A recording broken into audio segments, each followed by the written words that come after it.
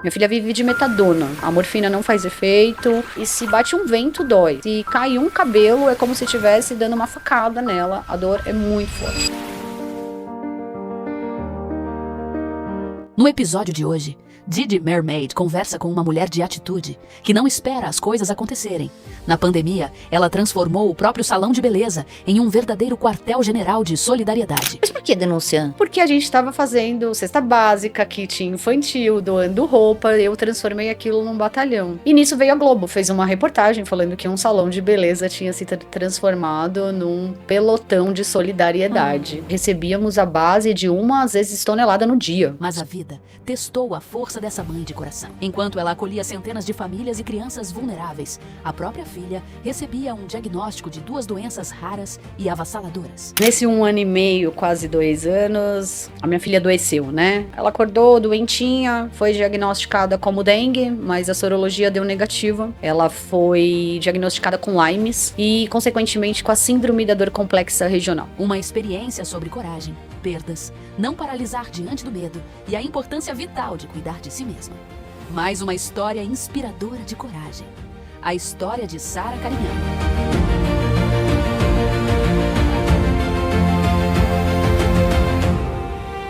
Seja muito bem-vindo.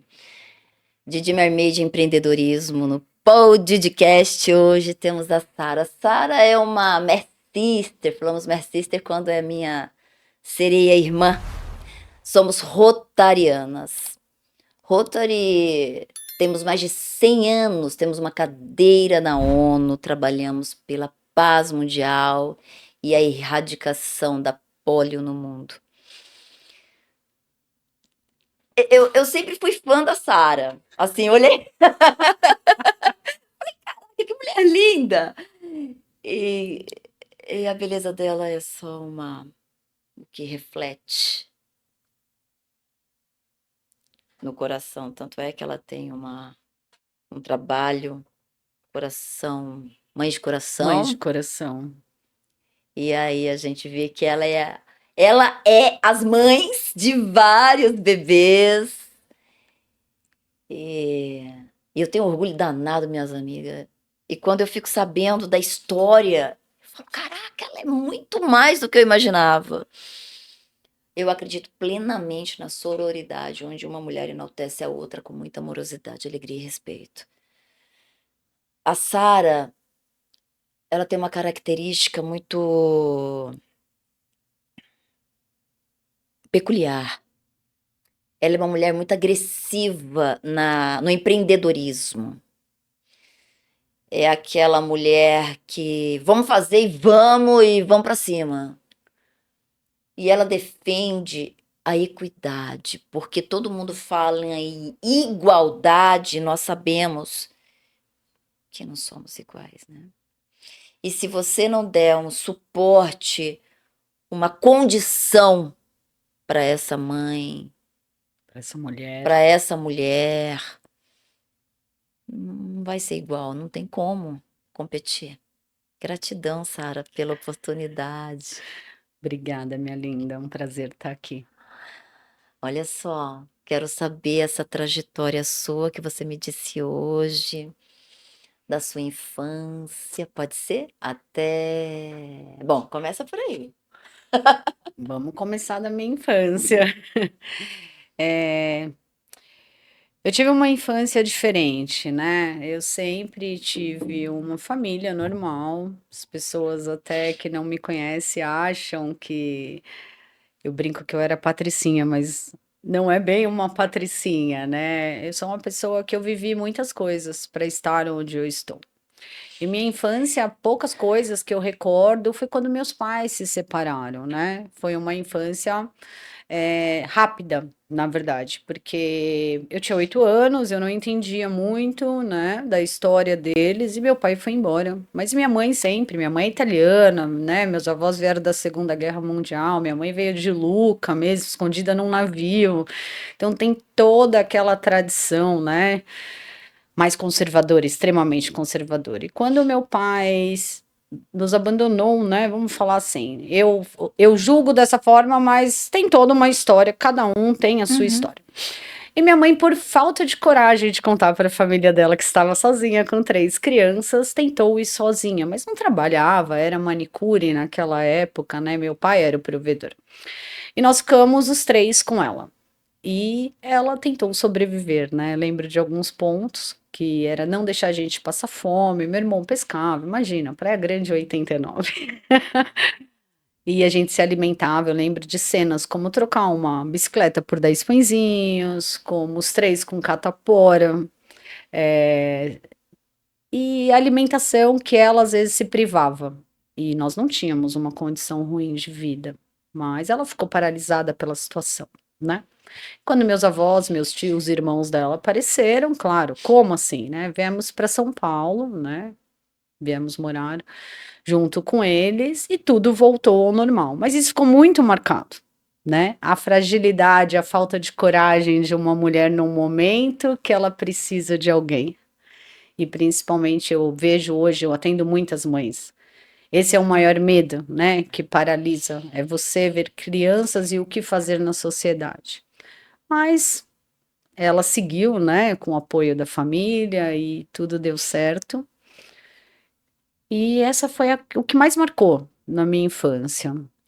E depois você veio para São Paulo, casou-se.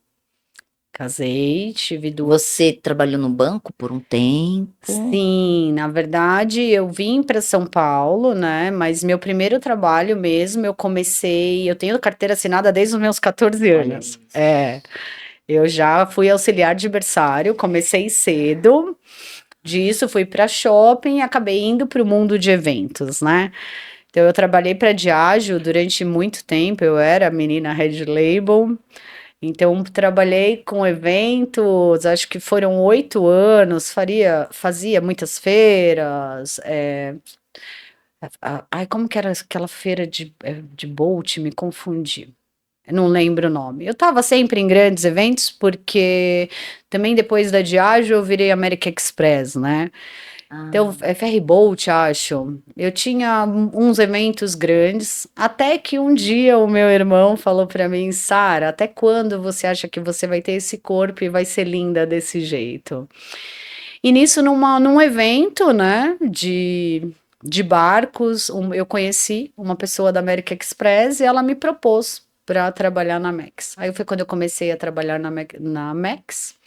A Max depois acabou sendo vendida e eu fui para o Santander 20 anos. Uau. Fiquei 20 anos no Santander, saí em 2017. Eu gostava muito de salão, né? Trabalhar em banco, você tem que estar linda, né? Tem algumas coisas que são inegociáveis em atendimentos de empresários e da própria cultura bancária. E aí acabei abrindo um bistrô debaixo de uma escada num salão de beleza, né? Foi É uma. uma mudança, mas eu queria paz. Eu queria cuidar das minhas filhas.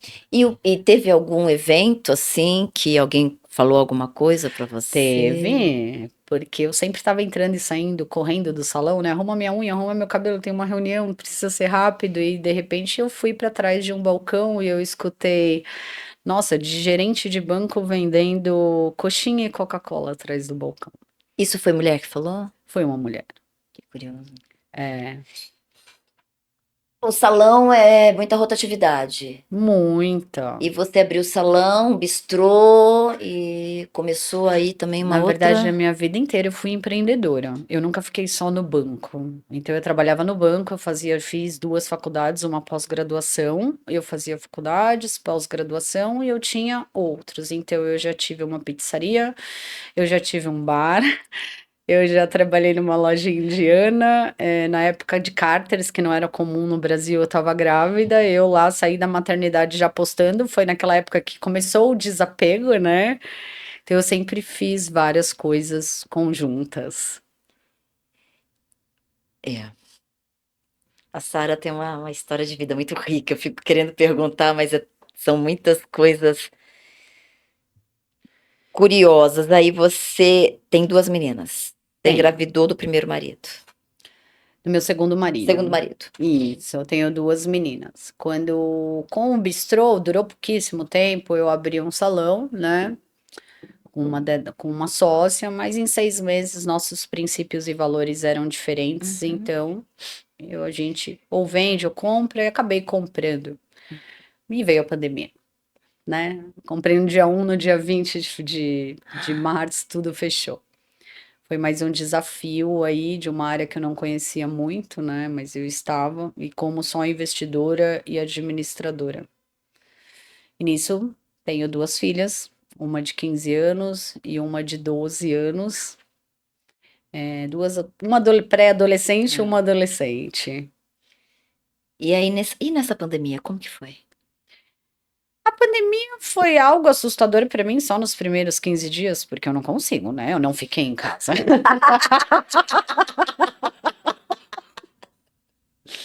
Os primeiros 15 dias eu tentei, mas eu não consegui, eu não fiquei em casa, né? Eu fui ajudar as pessoas. Tudo começou que meu marido falou, não tivemos muito gasto e vamos ajudar. As pessoas os microempreendedores, os MEIs, não estavam muito preparados, né? E ainda mais, todo mundo, a sociedade não estava Não. preparada, mas tinham muitas pontualidades acontecendo e foi quando eu fiz um vídeo caseiro na minha casa, montando cesta básica com as minhas filhas, e em 15 dias minha garagem tava e começou gente tocando a campainha pedindo ajuda, e aí eu transferi para o salão.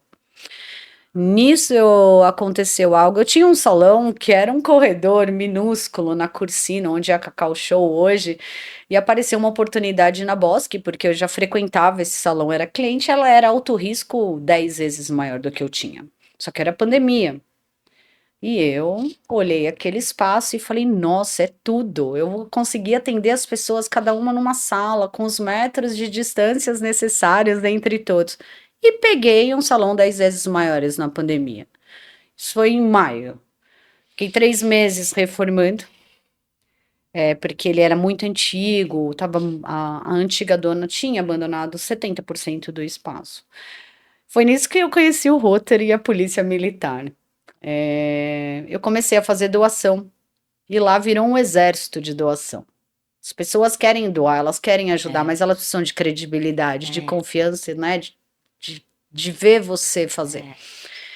E nisso eu tive 27 denúncias em um dia dos vizinhos. Em um dia, imagina, todos os cargos altos da polícia estiveram lá para entender o que eu estava fazendo, porque denunciava, vinha e ia embora. 27 num dia. Mas por que denúncia?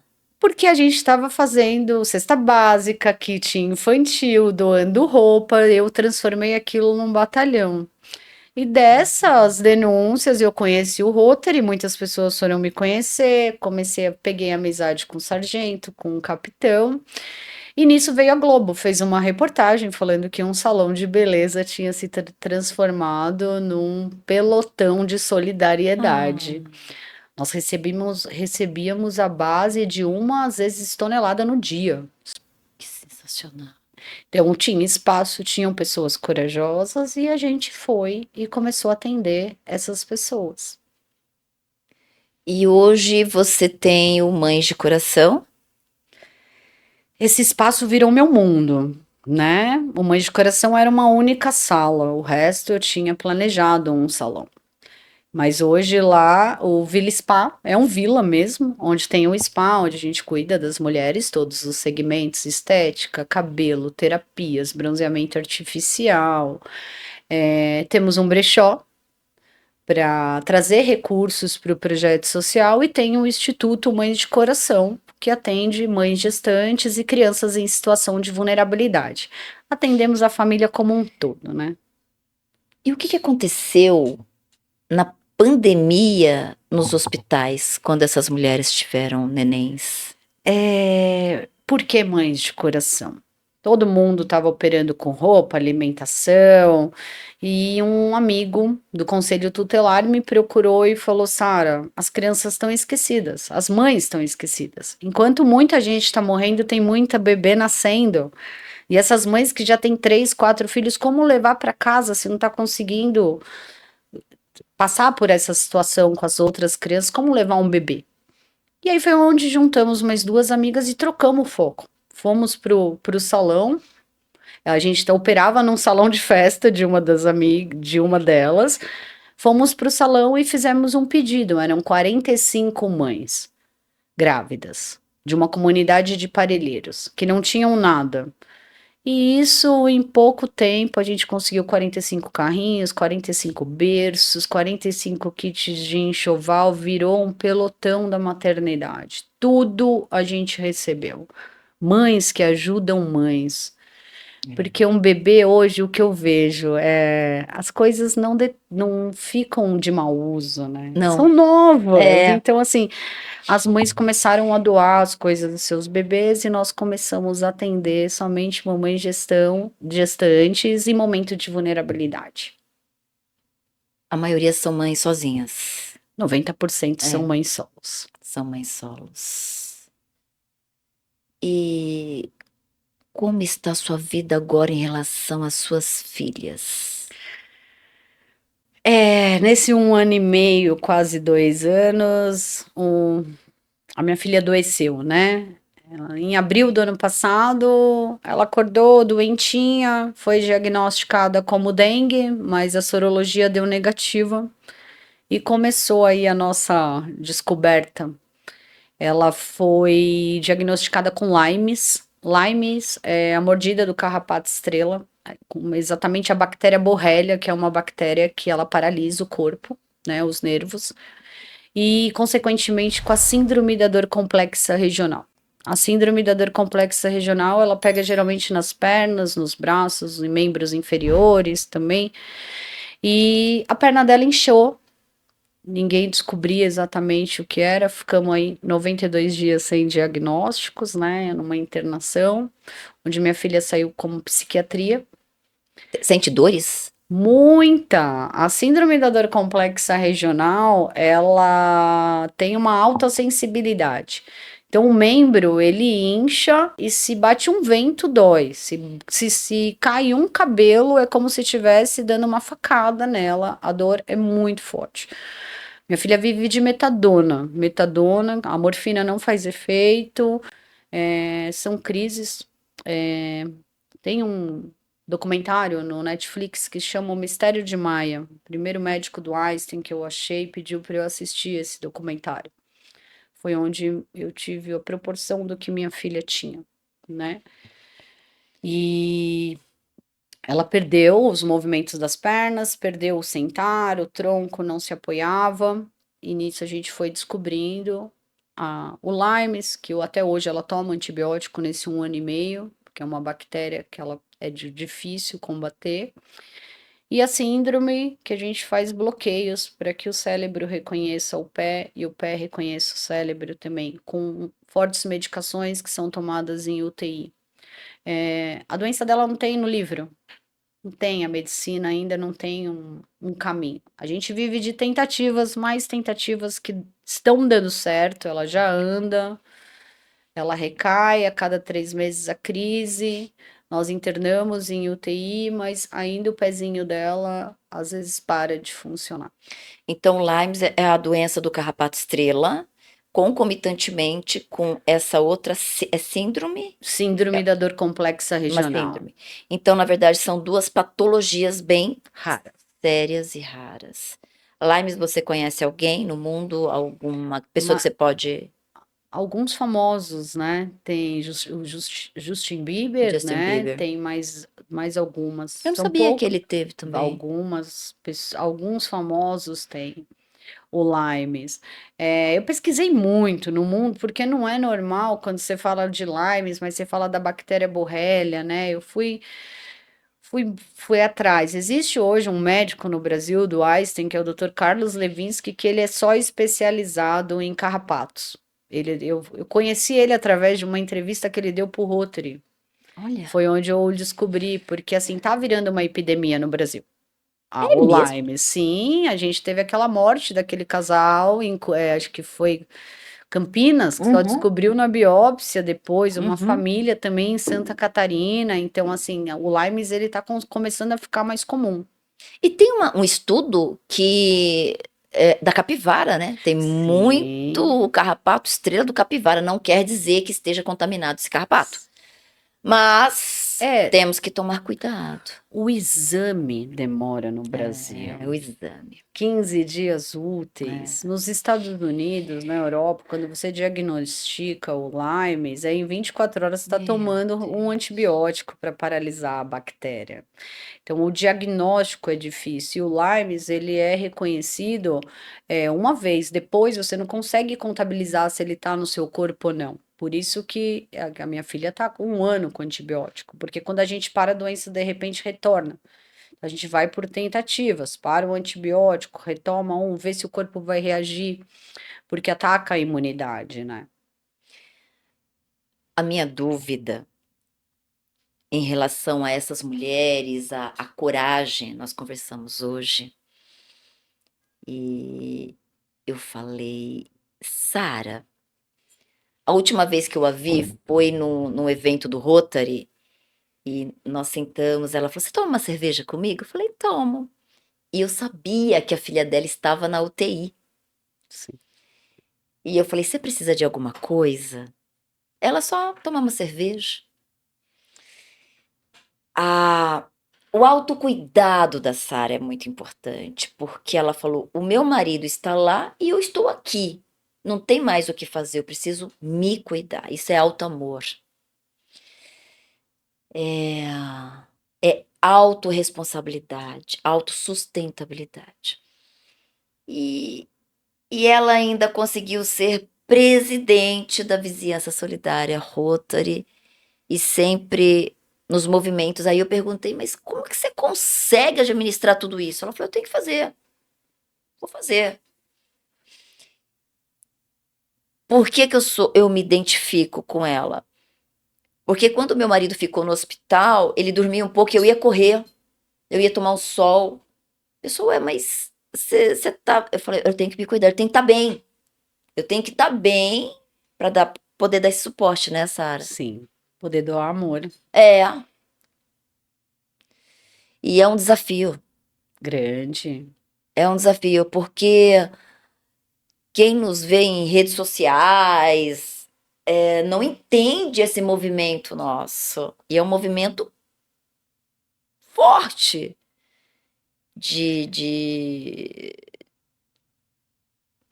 eu não sei se eu gosto da palavra superação, mas de flexibilização de couraças. A gente não está superando.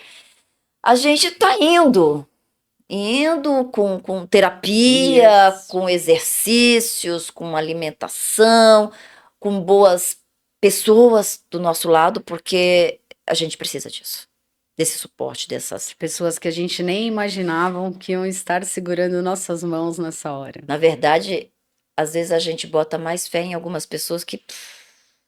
E aí vem o outro e fala, caraca, que incrível. Isso é muito legal, essas gratas surpresas da vida, né, Sara? Sim. Pessoas que estão lá que você fala, mas como? E te impulsionam a ir, a ter coragem, a fazer, que tudo vai passar, daqui a pouco tá tudo normal, que vai aparecer a solução.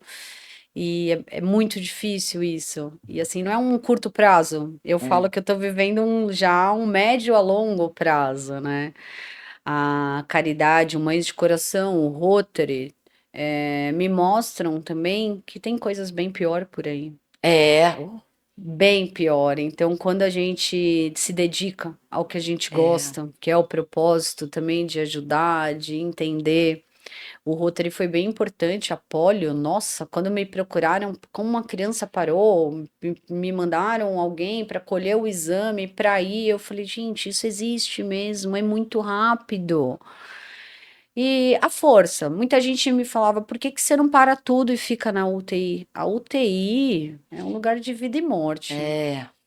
Você tá lá para rir, para chorar e para aprender muito, muito. E essa força que eu tinha de rodízio de pessoas perto de mim, de a gente trocar, de eu poder fazer o que eu gosto, de eu poder me cuidar, eu acho que isso é essencial. É essencial você ter pessoas que olhem e falam, vai fazer o que você gosta, não desiste, aí você volta com uma outra energia, contando, não se paralisando. Falo que o medo de você não ter o diagnóstico, o medo de você não saber o caminho que você vai seguir, ele te paralisa. Que nem a gente tá falando de coragem, essa coragem de que tudo vai dar certo sempre, que tá tudo bem, que vai passar, é o que nos leva também a seguir todos os dias. Essa coragem é cada um lida de uma forma. E aí, quando falo assim, você vai e faz, né? Essa é a coragem. Porque se você parar para ficar pensando, Não, não faz nada, nada. nada. Quando minha filha foi em abril do ano passado, né, a gente ficou... Foi quando teve a catástrofe do Rio Grande do Sul. Eu lembro. Virou um batalhão, eu tinha 100 voluntários, o salão paralisado, todos os clubes Rotary, polícia militar lá dentro, soltando caminhões de 15, 30 toneladas, cada hora para um lugar. E eu fazia aquilo com um amor, aquilo me dava uma energia de estar ali fazendo propósito para ajudar outras pessoas. E todo mundo, a hora que mandava uma notícia, minha filha vai ter alta, você via aqueles voluntários todos comemorando, porque a gente fazia orações e como ela tá, e mandava vídeo. E eu penso, muita gente me julgou. Nossa, você devia ter parado tudo. Como eu ouvi isso? Como eu ouvi isso? Como? Como parar tudo se o mundo não para? E eu não estava sozinha, né? E ela também não precisava só de mim 24 horas do lado dela. Ela precisava da irmã, do pai, da madrasta, do padrasto, da avó. Era aquilo de todos juntos, independente da situação. Família é base também, né? Essa colocação sua, para mim, é importantíssima, porque quando eu fiz um curso de vencedores e perdedores, eu lembro que eu levantei a mão e falei assim, professor, quem ama cuida. A sala inteira virou para mim, não, tem gente que ama e não cuida. E tem. Porque tem gente que não ama, mas tá lá longe, olha, eu tô aqui. Cada um entrega o seu amor. Cada um. É aquilo que a gente falou. Si. Eu quero um abraço, mas você não tem braço. Sim, né? Exato. Eu quero um abraço, mas eu não tenho braço, não tenho como te dar. E não é nem só isso, tem gente que não gosta de abraço, gosta de você ali, ó. Eu tenho um amigo que eu falo, eu vou te abraçar, ele não chega perto, mas você tá ali. Cada um dá o que tem e te apoia. Tem gente que não foi me ver no hospital e tá tudo bem. Tá tudo bem. Mas ela me apoiou de outras formas. Tudo fluiu, como eu tinha o salão também com profissionais bons, que eu não preciso estar lá. A vida muito te prega peças que às vezes você acha que você é tão necessária e depois você olha e fala, não, as coisas vão acontecer. Independente. Tô estudando a não dualidade, a importância da nossa inutilidade. Porque se a gente acabar agora, o mundo tá aí, daqui a pouco, nem quem é, nem... Isso é muito importante, porque aí você vai tirando o ego. Mas por que eu falei tudo isso? Porque tenho mães que estão na UTI com as crianças agora, e eu falo, vamos tomar um sol? Vai pra casa tomar um banho, lavar o cabelo. Não vou sair daqui. Precisa sair da UTI. Precisa. Porque a cabeça começa a ter outro tipo de formato, pode entrar até numa depressão. Sim. Eu tenho uma amiga que ela não saía da UTI, tá com uma síndrome do pânico, porque a vida dela era só no hospital, ela achava que o hospital era o lugar mais seguro do mundo. Então, isso que a Sara falou, para mim, é uma das coisas mais importantes. Eu tenho que estar bem para poder cuidar. Sim. É igual quando nós estamos no avião, a primeira coisa que eles falam, coloque a máscara de oxigênio em você primeiro, para depois passar para o filho ou para a mãe, porque senão não adianta. Sim. E eu vejo isso porque outras mães, a gente conversou muito nessa última internação com a diretoria, e eles começaram a falar muito sobre mente, porque as crianças também acabam tomando uma medicação muito forte e ficam dependentes. E se você, os pai e mãe que tem autoridade sobre seu filho, não consegue conduzir um caminho dentro da UTI, que é difícil, porque a mente, se ela tá doente, Você não consegue passar isso para o seu filho. Eu tive oportunidades de muitas mães, eu olhava daquele vidro, eu estava num quarto, eu não estava nas cortinas por causa da doença da minha filha. Aqueles bebês eu olhava, não falam, aquelas mães sozinho. E eu saía do meu quarto e ia, você quer conversar? Quer conversar um pouco? Quer ir tomar um café? Porque você precisa falar, entender o outro, sabe? Isso foi muito importante para mim. Eu conheci muitas mães, que precisavam ali só de um oi, de um café, porque minha filha falava da É, dor, minha filha falava quando diminuía, quando aumentava, quando estava insuportável, quando ela não aguentava mais. E a UTI também é uma trajetória que eu vejo no mãe, né, até pelo Mães de Coração, os bebês sempre vão para a UTI por causa de bronquiolite, problema respiratório. Essa carga dos primeiros meses, muitos passam e vão. E essas mães não têm escuta, não têm é, fala. é. E uma palavra às vezes dá uma coragem, um caminho diferente. E eu falo que as minhas UTIs, com a mudança da mente ultimamente, foram mais leves. As primeiras foram pesadas. Já foram 6 internações. As últimas têm sido luz, sabe? Os próprios médicos falam, a Gil, ela já leva costura, já leva o ponto cru, já começa a fazer coisas, o joguinho, desafia as pessoas, mesmo com dor. Hoje ela cuida, sabe? De outras crianças, sai rindo. Eu falo que ela é o destaque do hospital, uma luz. Que, Encara uma doença tão desafiadora, uma criança de 12 anos que convive diariamente com a dor. Sara, é, eu defendo a autonomia da mulher ser independente financeiramente, né? Então, quando eu dou aula de educação financeira para essas menininhas, para essas sereinhas, que a gente não teve educação financeira, né, Sara? Não. E tinha que dar aula na escola.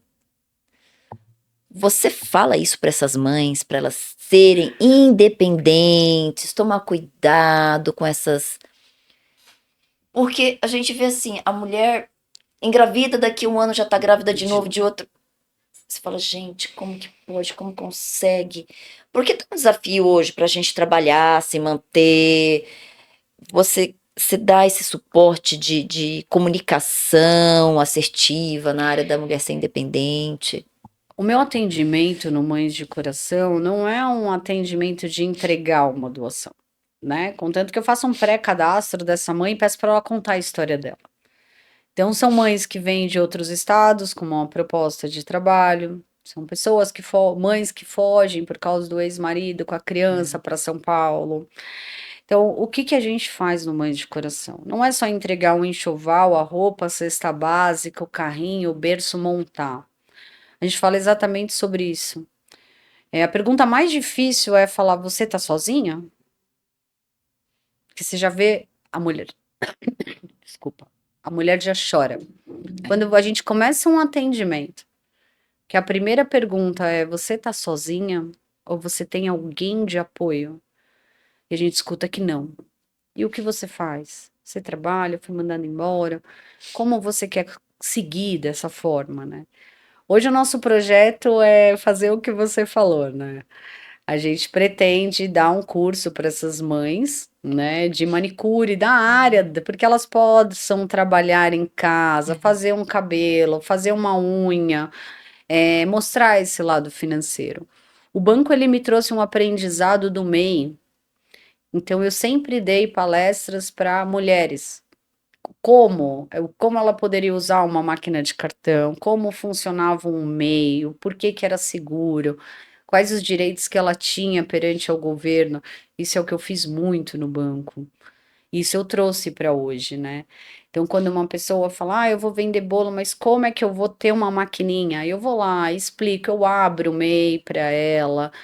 Quem vem trabalhar com a gente também, eu geralmente dou esse suporte, eu sei todo esse caminho financeiro, explico por que abriu o MEI, por que pediu uma maquininha, como cadastrar isso para ela poder se desenvolver, independente se é vendendo uma bijuteria, fazendo compras no Brás, na 25 e revendendo, fazendo algum tipo de doce, salgado, ou um serviço, né, que hoje é muito comum. A área de estética e da beleza, ela te proporciona isso. Você trabalhar num salão, como você trabalhar dentro de casa para quem tem crianças pequenas. Então, a gente sempre dá toda essa orientação, a orientação dos direitos que ela tem, se ela tem Bolsa Família, quais os benefícios que ela está cadastrada, como ela procurar apoio perto dela, porque a gente atende muita gente de longe, eu tô na saúde, tem gente que vem do Grajaú, extremo, e aí a gente orienta, procura uma ONG, procura uma igreja que seja cadastrada, então a gente não tá lá só para entregar, a gente tá lá para orientar mesmo. É porque o assistencialismo é um perigo, porque você tem que. Todo mundo tem uma potência, a gente tem que trabalhar essa potência dessa pessoa. E, e para ela poder andar com as próprias pernas, isso é libertador, É. né? Sara, você me disse hoje que tá com uma menininha cuidando de uma menininha.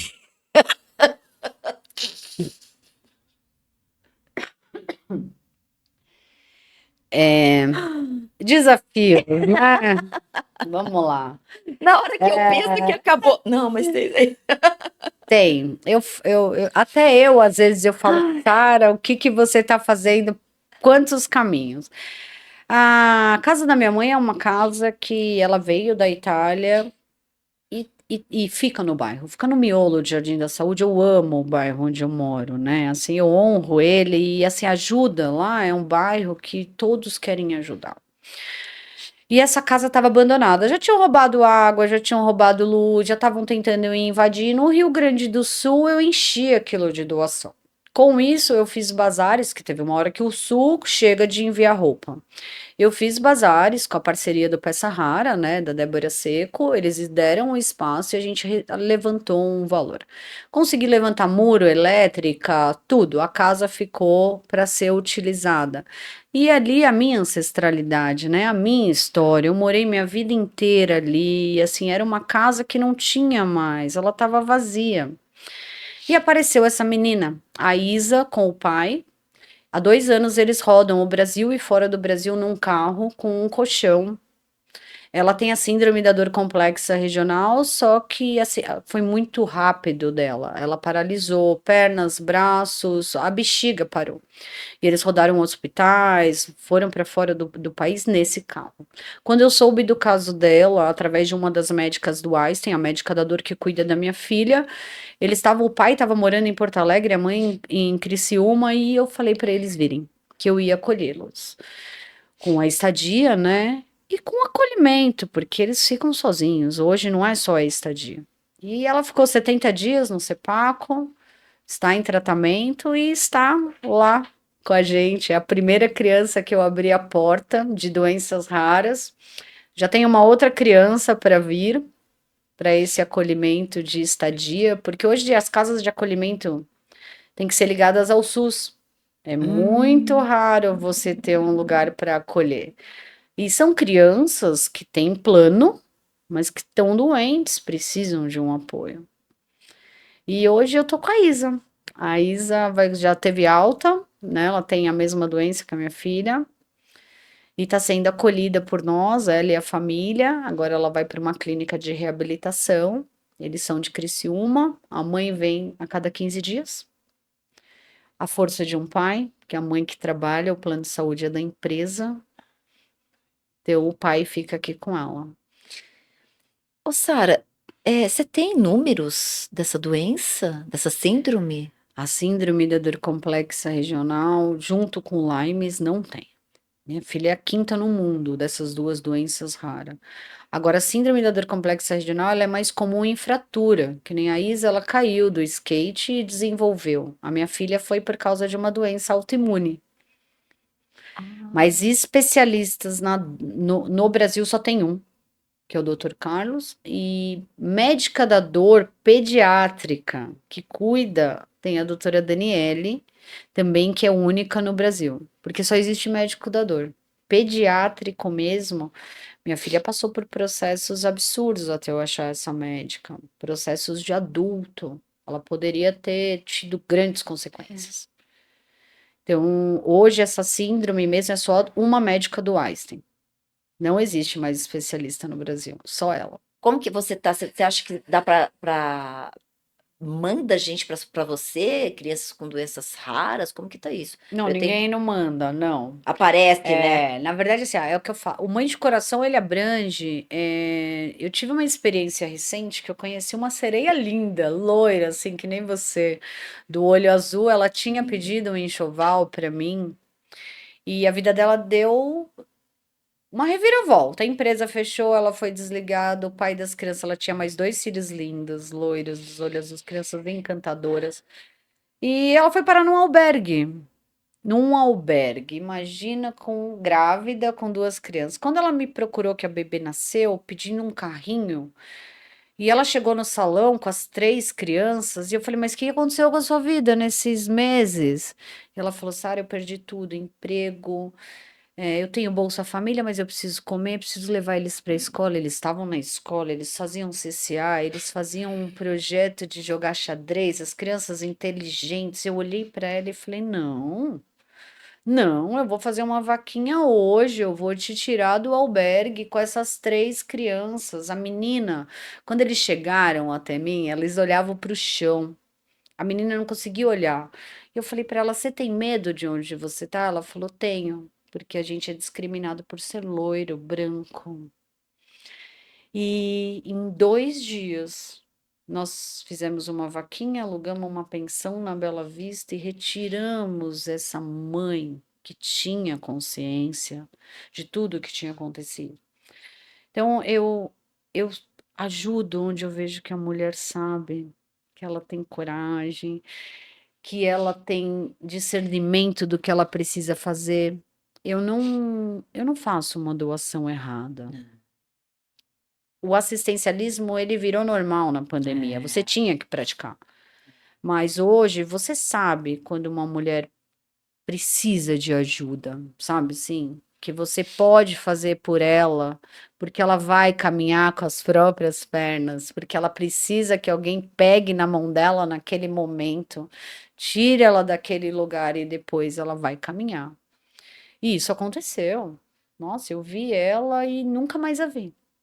Porque o que ela precisava era daquele momento, daquele apoio.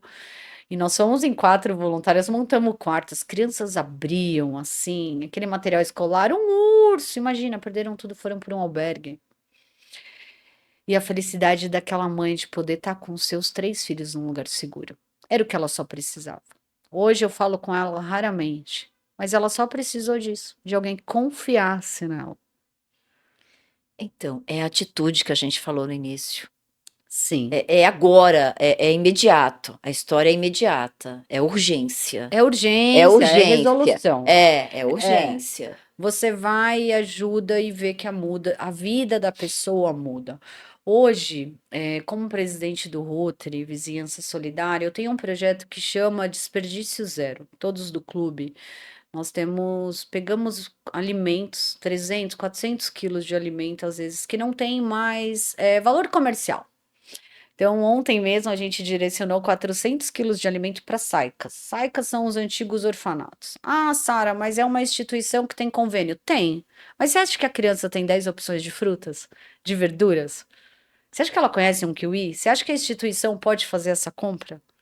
Então, hoje eu apoio com esses alimentos, semanalmente, instituições com crianças em situação de vulnerabilidade, em custódia do governo, em CCAs que são contraturno, causando um impacto na alimentação dessas crianças, podendo dar para eles um suco natural, variedades de frutas. Hoje é o maior projeto que eu estou conduzindo no Rotary, voltado para o que eu já tinha de acolhimento no Mães de Coração. Causar um impacto alimentar na mesa dessas crianças, que elas não ficam, porque uma cesta básica é arroz e feijão. Você não vê nem sardinha às vezes. Então hoje eu trabalho muito, estou amando esse projeto, já faz aí 6 meses que eu estou com uma parceria de outros projetos por trás, que a gente faz essa retirada e encaminha essa alimentação diversificada para a mesa dessas crianças, tanto famílias cadastradas, mas principalmente instituições de contraturno de escola, que as crianças precisam de um impacto na alimentação, e os antigos orfanatos. Terminei de escrever meu segundo livro, que é Coragem para Aprender a Perder Bem. Por que eu tô falando isso? Porque na vida todo mundo só te ensina a ganhar. Ninguém ensina a perder. E imagina, não temos tempo suficiente para falar. A Sara teve muitas perdas. A gente conversou hoje de manhã e eu fui ficando assim cada vez mais surpresa. E como esse cérebro trabalha com essas perdas. A amígdala cerebral, ela vai reagir de 3 formas quando a gente tem medo. Ou você luta, ou você foge, ou você paralisa. E tô falando da Sara, que tem uma vida mais ou menos parecida comigo aí em alguns aspectos. Nós decidimos agir.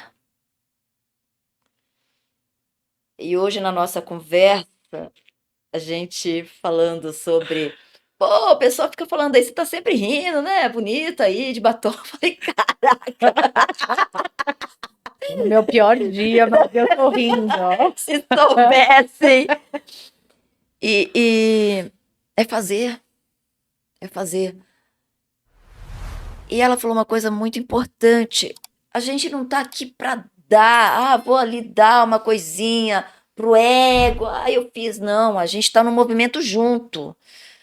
Porque quando você tá fazendo um trabalho voluntário, a gente está trabalhando, e isso é provado. Estudos recentes mostram que quando nós fazemos trabalhos voluntários, a gente libera a ocitocina, que é o hormônio do amor. Eu não tive filhos. A Sara, você teve parto normal? Não, os 2 foram cesáreas. Quando você tem um filho, por exemplo, no parto normal, diz que é uma das piores dores da mulher. Diz que é uma dor absurda. E mesmo assim você se apaixona pelo bebê.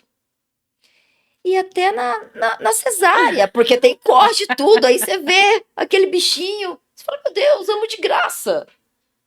É a ocitocina liberando. E nós somos do Rotary. Quando a gente vai fazer um trabalho agora sábado, né, Sara? Sim. No Dia das Crianças.